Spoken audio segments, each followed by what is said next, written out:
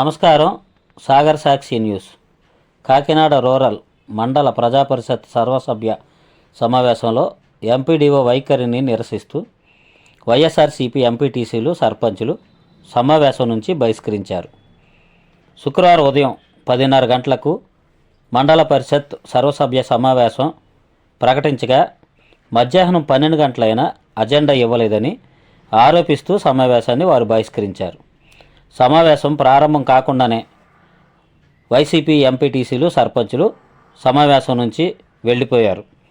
వాస్తవంగా సమావేశానికి 5 రోజుల ముందు ఎజెండా కాపీని ఇవ్వాల్సి ఉండగా సమావేశం సమయంలో కూడా ఎజెండా కాపీని ఇవ్వలేదని నాయకులు తీవ్ర ఆగ్రహం వ్యక్తం చేశారు.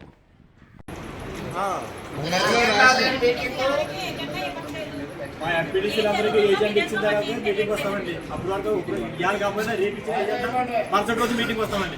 ఇట్లా ఇబ్బంది ఏమీ లేదు. ఏజెంటే కంపల్సరీ కావాలి. విలేజ్లో ఏ వర్క్ జరిగితే ఏమి కూడా తీసుకులేదు ఎవరికి కూడా.